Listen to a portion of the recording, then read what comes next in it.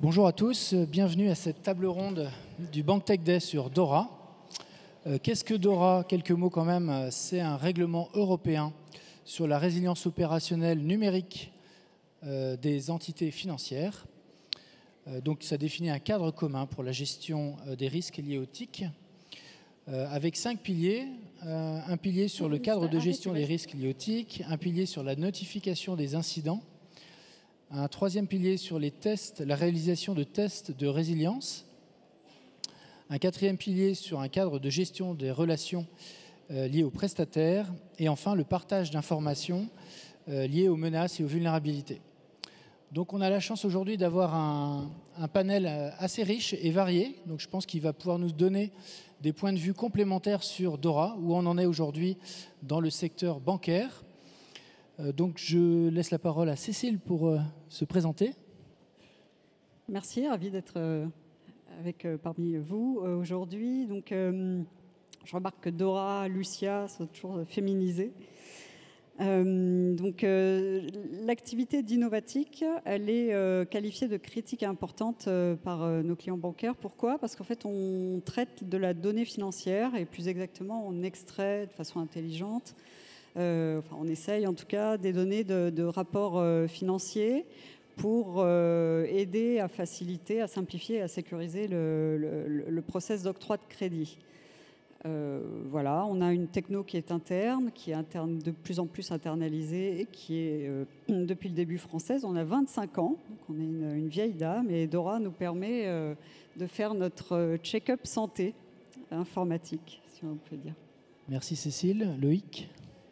Bonjour à tous, donc Loïc Lefort, responsable du programme DORA pour l'ensemble du groupe Crédit Agricole. Donc groupe qu'on ne présente plus et actuellement accompagnant pas loin d'une 60aine d'entités dans leur mise en conformité. Florian? Bonjour à toutes et à tous, je m'appelle Florent Ducommun, je suis avocat en droit des technologies. Je suis dans le domaine de la tech depuis une quinzaine d'années, basé principalement en Suisse, mais j'ai aussi un cabinet ici à Paris. Et j'accompagne les entreprises technologiques, les prestataires critiques dans le cadre de DORA à se mettre en conformité, ainsi que les institutions financières qui souhaitent passer le pas et qui sont obligées de le faire sur les aspects juridiques et réglementaires.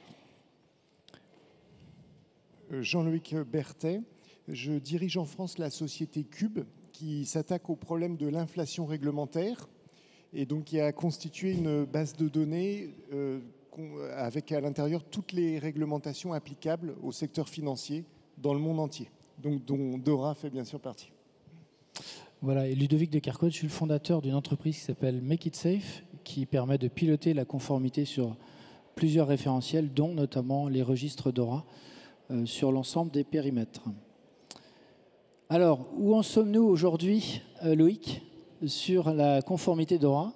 Si on lève le rideau de l'opéra, qu'est-ce qu'on découvre? On découvre que DORA est un sujet d'ampleur qui n'est pas fini même si on est en mise en conformité. Ça s'inscrit dans un temps long.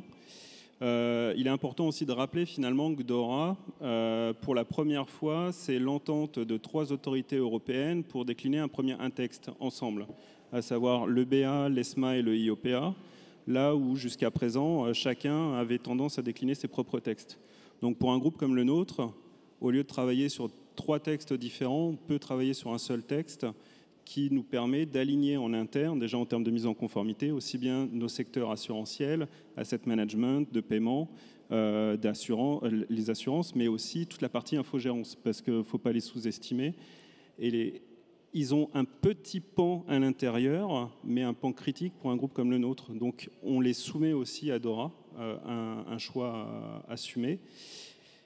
La difficulté, c'est de comprendre les enjeux exhaustifs, et donc on le partage avec nos pairs sur les GT de place, qu'ils soient français ou européens, que ce soit la Société Générale, que ce soit des Z-Bank, que ce soit la Sparkasse et la BIL pour le Luxembourg. On échange énormément. Mais derrière, mise en conformité, travail de longue haleine, d'autant plus qu'on n'a pas forcément la déclinaison de tous les textes au niveau RTS, en temps et en heure, qui nous permettrait de finir cette mise en conformité. Et comment, à l'échelle d'un groupe international comme ça, se coordonne la conformité avec les différents correspondants, les différentes entités, les différents métiers? Alors, ça se coordonne en 3 temps. Au niveau groupe, déjà, quelle posture et quelle stratégie le groupe souhaite mettre en place et les déclinaisons. Un accompagnement de longue haleine aussi avec les entités et les spécificités locales. Je parlais du Luxembourg, mais il y a la Pologne, l'Italie, ont aussi des réglementations un peu plus restrictives derrière DORA qu'on doit tenir en considération. Mais un groupe comme le Crédit Agricole s'est aussi doté d'un pool d'entités témoins avec qui on travaille afin d'harmoniser et de prendre le pouls aussi. Ce différentiel d'activité est nécessaire pour comprendre. Et aussi en termes d'adhésion, on ne pourra pas, un groupe mutualiste ne peut pas forcément imposer de lui-même une ligne directrice, un cadre normatif et des obligations. Donc on s'appuie sur un pool qui adhère, qui nous accompagne et qu'on accompagne. Et comme ça, on est certain de pouvoir décliner progressivement et correctement cette dimension et cette nouvelle mise en conformité. Alors Cécile, vous êtes venue à Dora. Comment est-ce que vous êtes venue à Dora? Alors, je suis venue à Dora par une... Comment Dora est venue vers vous? Par une veille... non, c'est moi qui suis venue déjà à Dora en 2023. Tu vois, on était par une veille active, un peu comme tout le monde, en fait, sensibilisé par les événements et salons de la place tels que ceux d'aujourd'hui. Veille active. Veille plus qu'active. Et puis, le vrai déclencheur, en fait, ça a été l'avenant...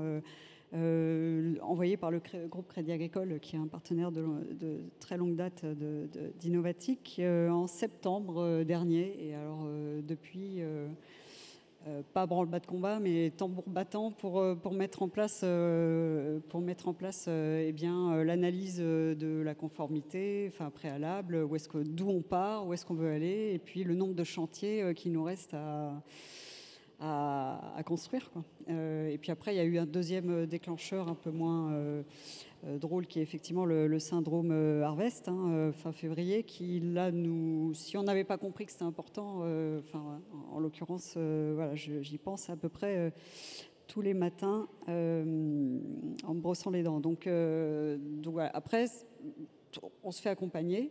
Comme on est une toute petite structure, Innovatic, on est moins de 50 personnes. Donc, si on veut faire les choses bien dans le respect de l'excellence pour nos clients, et comme de toute façon, il y a une obligation de résultat, donc on se fait accompagner. On a notre architecte, il est interne, c'est le DSI. Après, on a un maître d'œuvre qui est en l'occurrence le cabinet Inquest. Je crois que Inquest Risk, je crois qu'Arnaud est là parmi nous, qui fait un super boulot de soutien, de comitologie, pour nous faire délivrer en fait des chantiers. Je sais qu'on en a 33 en tout. On en a déjà fait un certain nombre. Et puis après, il y a notre chef de chantier interne, qui est le DPO. En fait, notre DPO qu'on a dédié en fait à ce projet-là, qui, pour nous, on l'estime à hauteur de 18 mois. On n'espère pas plus. Merci Cécile. Florian, vous vouliez parler de comment Dora peut s'appliquer malgré tout à des entités hors de l'Union européenne. Oui, alors effectivement, Dora, c'est de base une législation et une réglementation qui s'applique aux entités financières basées dans l'Union. Mais il y a 3 possibilités pour qu'elle s'applique au-delà des frontières. Donc ce n'est pas comme le RGPD où on va regarder les clients, parce qu'on s'adresse finalement aux entités. Donc on regarde quand même le siège de l'entité comme élément principal. Par contre, on peut avoir des institutions financières qui seraient basées hors de l'Union, par exemple en Suisse ou au UK, qui ont des succursales dans l'Union européenne. Donc ces succursales-là vont devoir se conformer. Dès le moment où la succursale entre dans le processus de conformité, il va y avoir des questions ensuite intra-groupe, on l'a entendu par Loïc, c'est ensuite il y a des questions de gestion de stratégie de l'IT qui vont être au niveau du groupe, donc forcément, ou alors le groupe va être utilisé comme un sous-traitant technique pour certaines prestations IT, donc forcément que ça va avoir un impact au niveau du groupe. Donc on a observé que certains établissements, notamment bancaires, qui sont basés en Suisse, étaient concernés malgré le fait qu'ils étaient hors de l'Union. Et donc ça, c'est deux aspects, c'est soit la succursale, soit le fait que le groupe est le responsable stratégique de l'IT. Il y a un autre élément d'extranéité, je dirais, c'est si le prestataire technique critique est basé hors de l'Union et finalement fournit des services à l'établissement qui est basé dans l'Union. Alors ce prestataire d'importance critique va devoir aussi être en conformité. Et c'est là qu'on a souvent eu des questions et qu'on a dû intervenir pour savoir, d'une part, si le prestataire était réellement prestataire critique selon les critères posés par DORA, et si c'est le cas, alors pour une mise en conformité assez rapide, puisque sinon il perd son mandat avec le prestataire de l'institution financière basée dans l'Union. Donc ça, c'est les éléments d'application extraterritoriale, j'ai envie de dire, de DORA. Alors je repasse la parole à Loïc sur les bonnes pratiques du coup pour la mise en conformité. Après ces quelques années de retour d'expérience, quelles bonnes pratiques pouvons-nous partager entre guillemets pour mourir conforme un jour? Bonne pratique, c'est un grand mot. Effectivement, le secteur bancaire et le secteur financier est quand même rompu à l'exercice du millefeuille de conformité. Et donc, DORA, on peut dire, c'est l'approche à peu près identique que la mise en conformité à RGPD, synthétisée très largement. Il y a d'autres enjeux. Donc, on peut s'appuyer quand même sur des expériences complètes dans un groupe comme le nôtre, sur toutes les strates. Pour autant, même si on a nos gouvernances internes qui sont déployées, qui peuvent être renforcées, je dis bien renforcées, pas créées, parce que ce ne sont que des améliorations, mais elles sont plus ou moins impactantes et elles doivent être soutenues, et DORA le demande finalement, dès le plus haut niveau, puisqu'on demande un renforcement quand même sur ce qu'on appelle le management body. Donc cette sensibilisation, cette action ne peut être en totalité effective que par aussi cet appui de premier niveau. Après, ça découle, ça c'est une première chose. Après, on va avoir les enjeux en bonne pratique de retour d'expérience de nos audits. Audit interne, audit externe, et à venir, tout le monde l'attend, les TLPT. Quand auront-ils lieu, sur quel périmètre? Là aussi, ça va venir définir des bonnes pratiques, mais par l'expérience, j'ai envie de dire, on n'a pas attendu les TLPT pour dire qu'est-ce qui se passe. On a du pentest, on a du red teaming, on a différentes choses. Mais là, on va un peu plus loin sur la chaîne de valeur. Et les autres éléments de bonne pratique qu'on voit émerger, je parlais du millefeuille et de nos autorités qui font des textes différents. Si je prends les EBA Guidelines Outsourcing, qui avaient été émises en son temps sous les EBA, par le BA, mais on avait la même chose au niveau aussi de l'EIOPA, c'était la relation avec nos prestataires.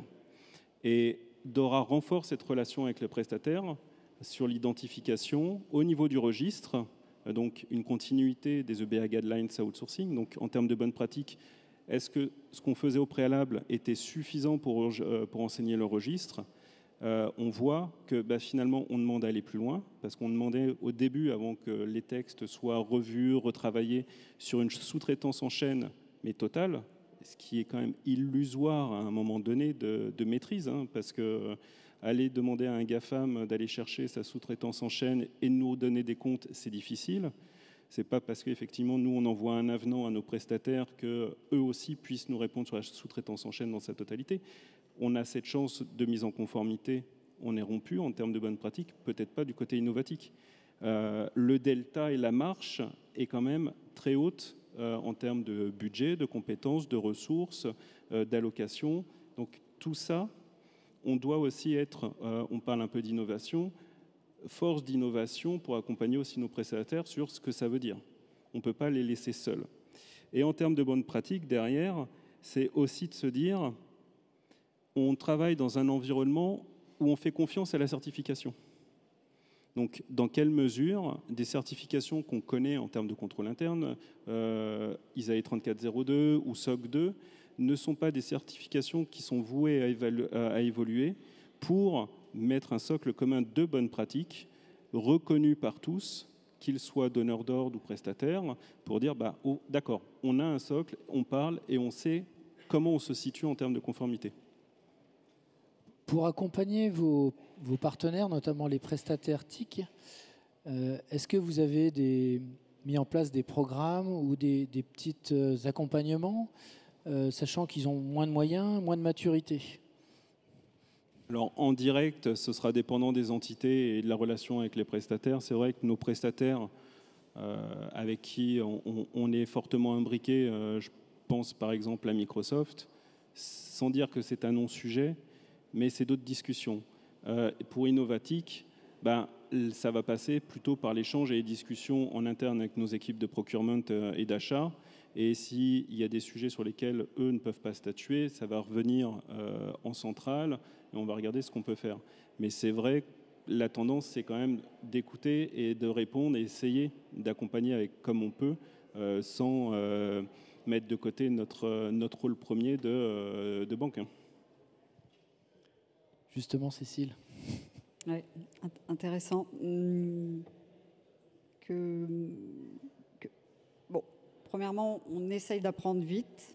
Je trouve que c'est le premier intérêt en fait à avoir de tout cela, c'est qu'en interne, c'est un formidable catalyseur. Je ne m'y attendais pas.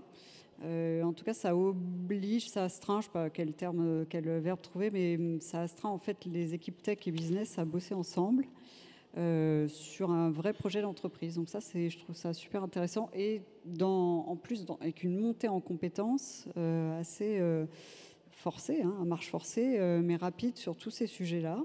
Et effectivement, guidé en cela par les différentes questions et demandes de documentation de la part de nos clients. Ce qu'on essaye effectivement de faire aussi, c'est de traduire, lorsqu'il y a une demande de remplir un fichier Excel de 425 lignes, c'est effectivement de traduire cela en réunion. Ça, c'est un vrai point, en fait, de provoquer l'échange, en fait, avec le responsable compliance de notre client. Et puis, c'est aussi, nous, en toute humilité, toujours évidemment, de faire preuve de transparence et de communiquer, de prendre l'ascendant, en fait, sur la communication et de communiquer de façon très transparente sur notre taux, notre score de conformité et surtout les chantiers qui ont été validés et surtout l'évolution de ce score de conformité. Donc on est en train de mettre en place avec nos clients à partir de demain une communication en live à partir des plateformes que l'on utilise du type Wittic ou Cube, j'imagine. Et comment embarquer les équipes? Parce que c'est quand même quelque chose de nouveau pour lequel ils n'ont pas signé, quelque part, et qui apporte des contraintes dans leur quotidien. Donc, quelle est la recette pour embarquer les équipes dans des petites structures? Tu sais, lorsque c'est le client qui, en l'occurrence, a signé et qui garantit la pérennité de l'entreprise, qui le demande, finalement, ça embarque assez facilement les équipes. Enfin, nous, on a une culture client native, on va dire. Donc, il faut maintenant qu'on soit compliant natif. Mais voilà. Donc, quand le client est, en l'occurrence, lui-même forcé, en fait, par la régulation, le demande, il n'y a pas de sujet, quoi. Après, effectivement, ça nécessite de réorienter nos objectifs, notamment financiers, parce que ça a un coût certain et croissant en plus, et puis pas facilement maîtrisable, ce qu'on n'aime pas beaucoup dans les structures de prestataires. Et voilà, mais il faut en faire en fait un projet d'entreprise. Et je te rejoins aussi sur nous, tant qu'à ce que ce soit ardu et pas pénible, mais que ça demande du temps, en fait, chronophage, eh bien, on se dit, autant avoir aussi demander la certification 27001, parce que ce sont des domaines assez proches, assez connexes. Donc, voilà, c'est ça qui embarque aussi les gens. Là. En effet, le maître mot autour de la certification, c'est la confiance. Donc, en effet, que ce soit des audits ou des certifications, l'idée, c'est vraiment de pouvoir rassurer les parties prenantes. Donc, in fine, on voit bien sur les autres référentiels vers un cheminement vers ces certifications. Justement, Jean-Loïc, parlons maintenant du maintien de la conformité, un sujet qui est peut-être encore plus difficile que la mise en conformité. Oui, absolument. Ce qu'on observe donc chez Cube, c'est un mouvement en fait vers une exigence de conformité by design, c'est-à-dire dès la conception des produits, des applications, que la résilience en fait soit déjà intégrée en partant de la feuille blanche. Et j'ai trouvé très intéressant le point de Loïc et aussi de Florian sur le millefeuille réglementaire et le champ d'application de DORA extra-Union européenne, parce que c'est aussi ce qu'on constate chez Cube, puisqu'effectivement on dispose des datas. C'est d'abord, il y a un caractère qui est constant de cette complexité réglementaire. Et donc pour répondre à votre question, c'est pas cyclique en fait. La complexité va continuer. DORA, on en est juste à la première version. Donc sur les 5 dernières années, juste sur les risques IT, ce qu'on constate au niveau mondial, c'est une augmentation de 30% du volume de réglementation, 30% par an. 30% par an, c'est-à-dire un doublement en fait en 5 ans. Ça rejoint l'idée de millefeuille réglementaire dont Loïc parlait. Effectivement, DORA a un champ d'application qui est extra-Union européenne, et Florian l'a très bien rappelé. Il y a aussi des directives, des textes qui ne sont pas DORA, mais qui s'appliquent aux entreprises françaises dès lors qu'elles opèrent dans d'autres pays que l'Union européenne, d'autres textes. Mais beaucoup. Là, par exemple, j'ai demandé les statistiques là-dessus, et on compte 8000 textes en vigueur, 8000, uniquement sur le sujet cybersécurité. Donc le management de ces obligations réglementaires, il est très complexe, puisque vous imaginez bien que dans les 8000 textes, il y a des obligations qui sont en doublon, il y a d'autres obligations qui sont sujettes à des interprétations qui sont différentes, d'autres qui s'ajoutent, qui se complètent. Donc pour rester conforme, il faut pouvoir mettre en place des systèmes qui détectent ces changements réglementaires et les intègrent dans le dispositif de gestion des risques, donc en continu. Et il y a certaines entreprises qui sont plus ou moins avancées dans cette démarche. Certaines s'arrêtent à la veille réglementaire, ont du mal à le connecter avec leur système de gestion des risques de manière industrielle. Mais en tout cas, ce qui est sûr, c'est que l'auditabilité, la visibilité, l'agilité, c'est voilà, des nécessités absolues. C'est certainement pas un luxe pour pouvoir maintenir la conformité dans le temps. Oui, enfin, j'ai pas envie que l'auditoire ait peur par tout ce millefeuille réglementaire. Donc, qu'est-ce que ça implique si on est dans le champ de DORA, et est-ce que oui ou non on tombe dans le champ? Donc déjà, pour qui ça s'applique? Ça s'applique de manière générale aux institutions financières, établissements d'assurance, aussi aux PSAN ou prestataires en matière de cryptoactifs. Donc toutes les entités qui vont en fait avoir des prestataires externes au niveau de l'IT vont être concernées. Qu'est-ce que ça implique très concrètement? On sait qu'on avait une obligation d'ici la fin du mois, enfin c'était le 15 avril en France, mais fin du mois, de faire un premier recensement, un mapping des différents prestataires qui sont utilisés par l'institution financière concernée. Donc on doit d'abord, dans un premier temps, identifier tous les prestataires, tous les contrats qui sont des contrats d'outsourcing ou qui sont des contrats de service critiques ou non, et faire un reporting auprès des autorités de surveillance européennes qui sont maintenant au nombre de 3. Une fois qu'on a fait ce reporting, dans le délai qui est choisi en réalité aujourd'hui, ça sera aux autorités de surveillance de décider si oui ou non tel ou tel prestataire est un prestataire critique. Une fois qu'on aura ces décisions-là, ensuite il faudra faire une mise en conformité pour, en fonction de la gestion des risques, différencier entre prestataires critiques, prestataires non critiques, avoir les directives internes et ne pas seulement les drafter, mais s'assurer qu'elles soient ensuite mises en œuvre auprès de l'entreprise. Donc voilà, ce que je voulais ajouter, c'est, là on parle de mise en conformité, mais qu'est-ce que ça implique très concrètement aujourd'hui?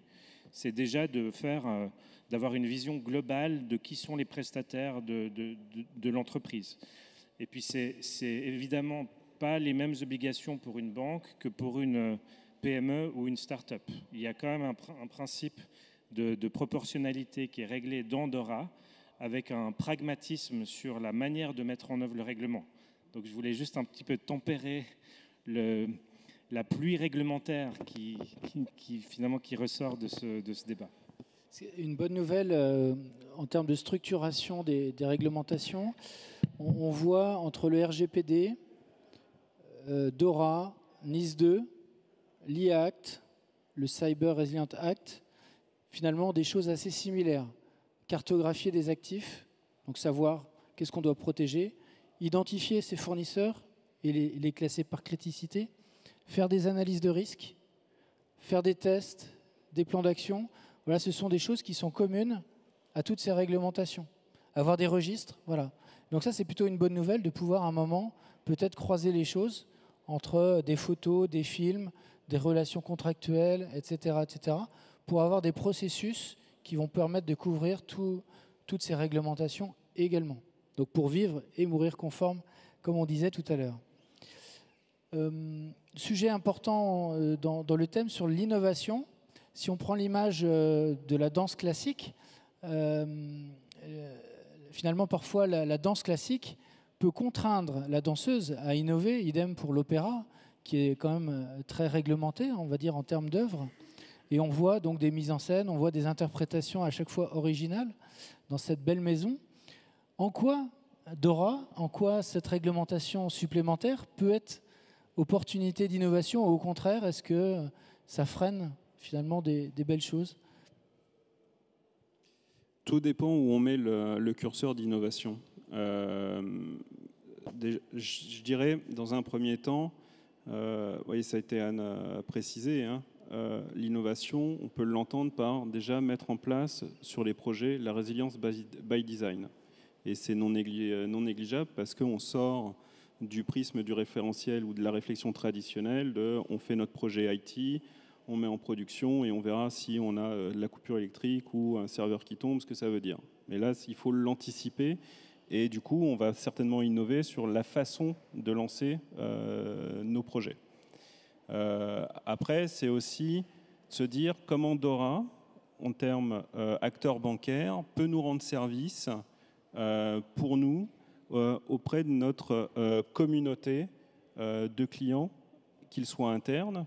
Je pense en l'occurrence au village et à la fabrique chez nous, qui hébergent des petites entités.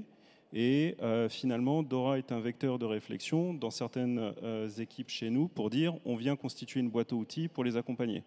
Ça veut dire quoi une boîte à outils? Qu'est-ce qu'on met en place? Qu'est-ce qu'ils viennent piocher? Parce qu'à un moment donné, ils peuvent venir se connecter à notre réseau. Donc c'est aussi se protéger, mais les accompagner dans leur progression. C'est de l'innovation. Donc qu'est-ce qu'on entend par innovation? C'est vaste.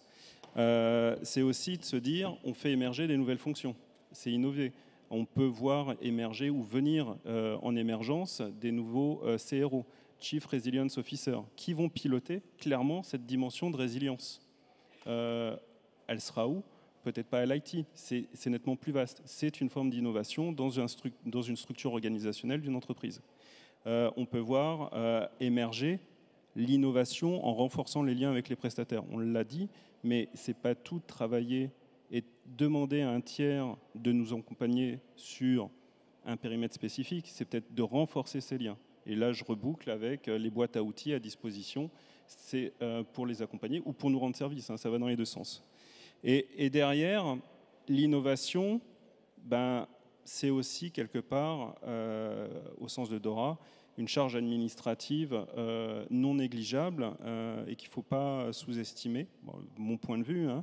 Je disais, on était content d'avoir 3 autorités qui se mettent ensemble pour un texte, mais finalement, si je prends la gestion des incidents de manière pragmatique, moi, acteur bancaire français, je me rends compte que je dois faire, là où je pouvais faire qu'une seule déclaration, aujourd'hui, je dois faire une déclaration à la CPR, une déclaration à l'AMF pour un même incident, si ça touche plusieurs entités, potentiellement une déclaration à l'ANSSI. Donc, je suis à 3 autorités. Et si je suis en plus avec des entités à l'international, je dois faire les mêmes déclarations à l'identique dans les pays concernés. Donc on vient renforcer et rendre un peu plus difficile cette partie. Donc l'innovation, ça nous force, mais derrière, il faut aussi intégrer, on va dire, le côté annexe de l'innovation, et il ne faut pas l'oublier. Cécile? Alors, côté petit prestataire, c'est c'est pas simple. La mise en conformité, aujourd'hui, je l'estime à entre 15 et 20% de notre budget R&D.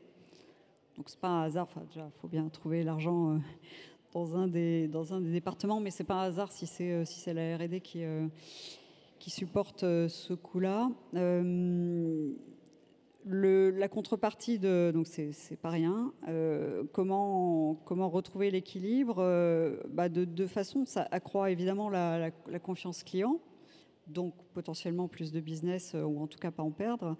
Et si on fait bien notre travail, plus de chiffre d'affaires et de marge. Mais c'est surtout un travail plus intrinsèque, en fait, un travail plus sur soi, c'est-à-dire de redéfinition de la stratégie informatique. Et ça, finalement, ça nous oblige à nous poser et à se dire qu'est-ce qu'on veut internaliser en fait chez Innovatic, est-ce qu'on veut réinternaliser l'hébergement, avoir de nouveaux serveurs, c'est ce pourquoi on a opté, pour être moins dépendant du coup de nos sous-traitants à nous, qui du coup effectivement Dora, c'est un peu compliqué de leur faire signer une politique de fournisseurs Dora lorsque c'est Microsoft Azure ou autre.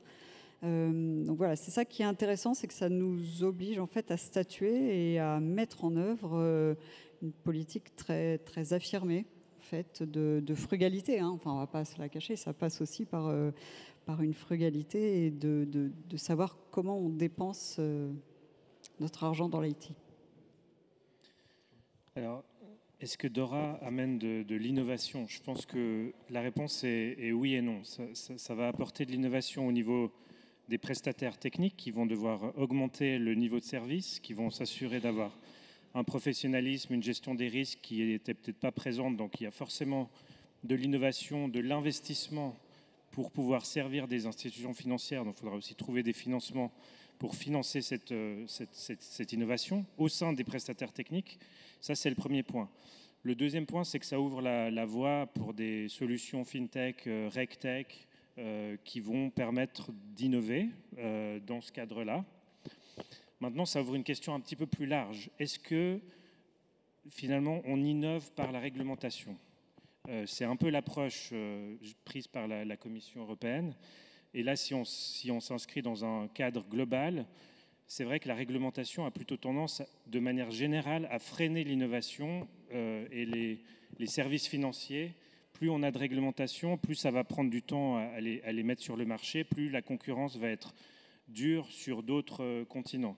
Donc, de ce point de vue-là, au niveau macro, je n'ai pas l'impression que Dora amène de l'innovation, en tout cas sur les services financiers. Mais par contre, ça amène de la compétitivité pour les entreprises, les institutions financières, en étant plus professionnelles, en ayant des prestataires plus professionnels. Donc peut-être qu'elles vont aussi gagner des parts de marché par ce biais-là, ce qui est un peu l'objectif de Dora, au-delà de protéger les clients, c'est aussi d'augmenter la compétitivité des institutions financières européennes. Donc c'est vrai que voilà, l'innovation n'est pas égale, de mon point de vue, à la réglementation et inversement.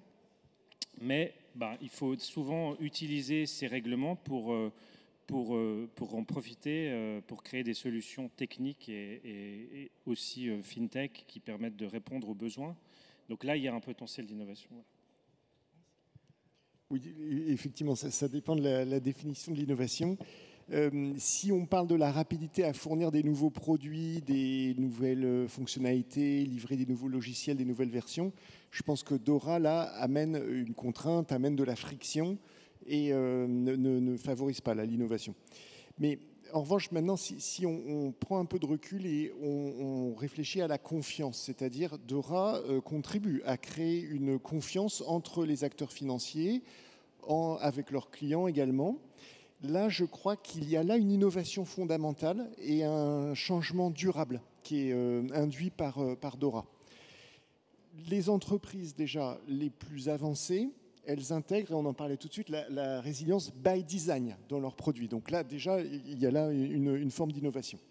Mais je voudrais juste revenir un tout petit peu sur le sujet de la confiance. Confiance entre les acteurs financiers. Il n'y a pas très longtemps quand même, c'était juste en 2008, on a vu que le système financier pouvait s'écrouler parce qu'il y avait une perte de confiance des grandes institutions financières entre elles et une mauvaise gestion des risques financiers.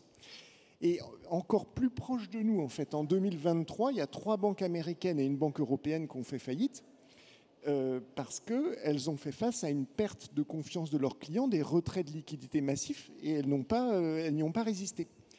Donc, je crois que là, on a un risque, des nouveaux risques qui arrivent, IT, cyber, fournisseurs, et ce sont des risques également très importants qui doivent être managés avec la même rigueur, avec la même énergie que les risques financiers sur lesquels on a beaucoup progressé ces 15 dernières années avec des résultats très satisfaisants. Si je peux juste ajouter, c'est vrai que 2008-2023, c'était des risques des marchés financiers ou des risques de capitalisation des banques. Là, on parle de risques effectivement de résilience opérationnelle, donc c'est un nouveau risque effectivement qu'on est en train d'essayer d'adresser.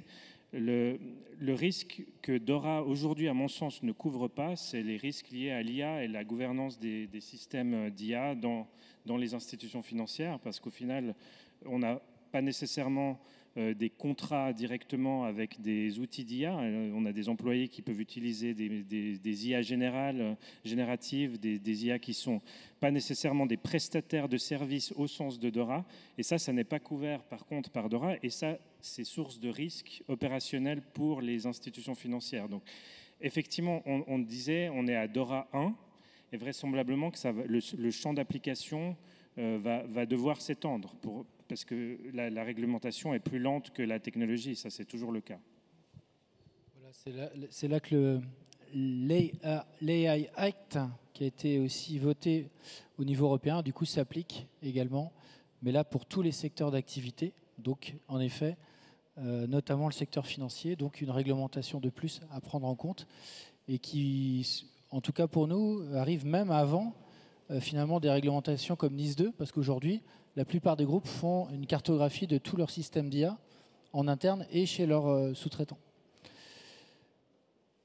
Peut-être pour conclure sur l'innovation, une organisation qui doit innover, c'est bien sûr, ce sont les autorités qui, elles aussi, vont devoir innover pour superviser, pour auditer, pour contrôler.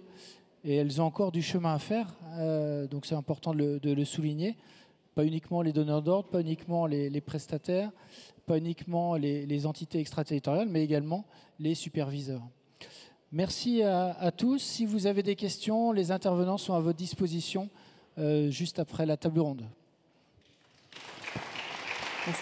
Merci.